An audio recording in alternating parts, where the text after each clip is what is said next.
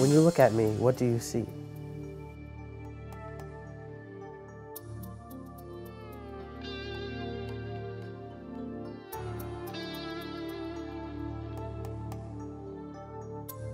What do you see?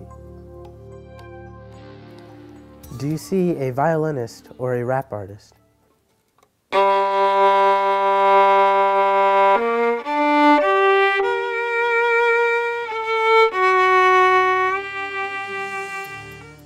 Do you see a Missouri scholar or a high school dropout? Do you see a basketball player or a tennis player? When you look at me, what do you see?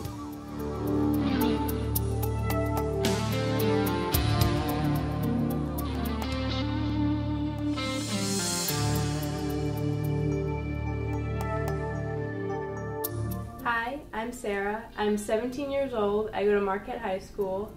I live in St. Louis, Missouri. I love to go camping and hiking. I'm a wrangler at a Girl Scout camp.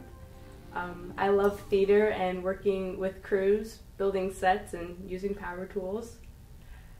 I'm deciding on either being an engineer or a doctor. I have really no clue exactly what I want to do, but those two fields of interest me. Hello, my name is Joseph. I'm 16 years old. I go to Marquette High School. Interests about myself are that I am a varsity tennis player for the past 2 years, my sophomore and freshman year at Marquette. I also like to do cross country, and I also like to do poetry too. I really don't know what I want to be yet. I've had everything from a lawyer to a scientist float through my mind. I'm pretty creative, so I was thinking of being advertising or something. That'd be pretty fun to do. I'm Sarah Elizabeth, and I'm 17 years old. And what I want to be when I grow up is a criminologist, and I'm Cuban. I play in tennis at school, and I'm in Key Club. Hi, my name's Adante. I go to Marquette High School. I'm 16 years old, and I am a cancer survivor. I was born in New York City, and I like to play tennis and other sports, but mostly tennis. And I have also gone to state competitions in violin. I currently have no clue what I want to be in the future, but I plan on having fun finding out. My name's Kunal. I go to Marquette High School, and I enjoy playing tennis, and I'm also on my school's academic team and quiz bowl team. And when I grow up, I probably want to do something in medicine or in computer science. Hi, I'm Hersha. I'm 16 years old and I go to Marquette High School. I play violin. I'm on the school's academic team and I enjoy playing tennis. When I grow up, I think I want to be a biochemist or a molecular biologist.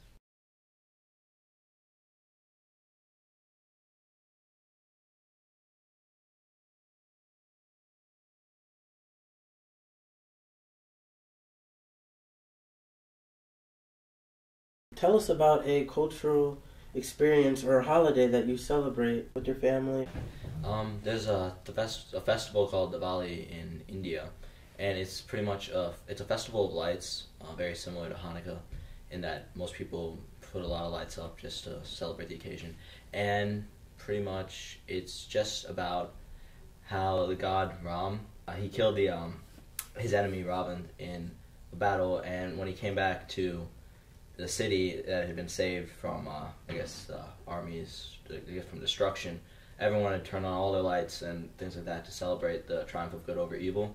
And I guess today people get together and celebrate on the night of Diwali, which actually changes every year due to, most holidays in India are done by the lunar calendar. And so it's usually around in November. Well, my mom will make special greens on the holidays, especially Thanksgiving. And we will also sometimes have saza, which is a cornmeal made in Zimbabwe. It's pretty good. My family celebrates typical American holidays. For Thanksgiving, we have the family all come over at our house, and all day long, all the moms and aunts cook cook our big turkey and the meal all day. We eat our dinner, and then afterwards we have our pumpkin pie and watch football or movies. And we always have a tradition the day after Thanksgiving. All the grandchildren in the family make a special dessert of some sort. I always like making puppy chow or chocolate chip cookies. It's just something that we get to do, and then we split up the desserts around the family and bring it all home the next day. What do you mean by puppy chow? Puppy chow is a dessert snack. It has Chex Mix with melted chocolate and peanut butter and powdered sugar. It's really delicious. I too celebrate most American holidays. Thanksgiving we go to like my grandma's house, and our whole family just gathers together and eats a big meal. We usually actually cook it all together. Other than that, I celebrate Kwanzaa every once in a while, and we light a candle every day, and they each have different meanings like unity, things like that. And it's an African American holiday, so it doesn't really have anything to do with Africa. That's true because my mom, she's straight from Africa. We don't celebrate it at my house. I go to India a lot. It's a lot of fun. I go there and we stay with my mom's brother, my uncle, and I have a bunch of cousins there. Typically, I'll get up in the morning, I'll go play cricket with them, maybe go out and get cricket? some food. Cricket, it's like, it was started in England hundreds of years ago, and when they colonized India, they kind of passed it on. It's similar to baseball. You play with the wooden paddle and a ball, and the goal is to get the most runs in, or like before you can get 10 outs. So there are some differences between that and baseball. But and I also love the food in India. It's in the south we get things like dosa, idli, sambar, all kinds of things. And I mean, Can you describe what they taste like? Dosa is like it's kind of like a pancake, but it's not sweet. They put curry inside it, and you eat it with the curry. I don't really know how to describe idli. I don't think there's like an American equivalent to it. But they eat it with chutney and sambar. And sambar is, it's like a soup, kind of. And they usually put that with rice, or they can eat it with idli or dosa. But it's really good. I'm also from India, and I've, I guess, been there maybe 1 or 2 times in the past 3 or 4 years. So I'm in a different part of India than Harsha, and North India. And there we have different types of food and cultures. So some of the, I guess, typical foods that we'll have there would be like naan or paneer, sometimes korma. And basically, I guess I can describe them. Naan is like a type of bread that's pretty. I mean, it's basically like you eat the curry with it, the paneer, different things like that. Paneer is like cheese cubes with different types of masala and curry and stuff, and it actually tastes pretty good. Are there any differences from or many differences from American restaurants that have these same foods?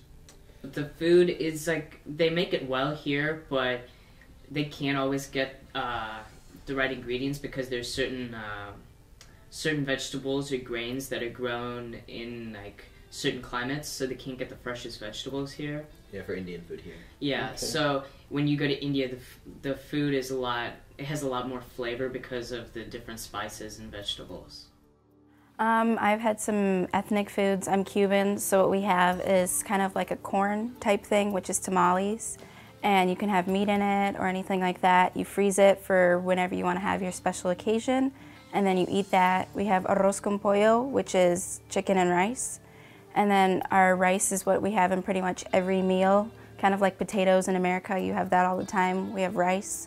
Then we have bacalao, which is the type of cod fish with some eggs, and it's a little salty, but it's really good. We have yuca, which is like a white potato. It doesn't really have much flavor, but when you add the flavor and the seasoning to it, it's amazing.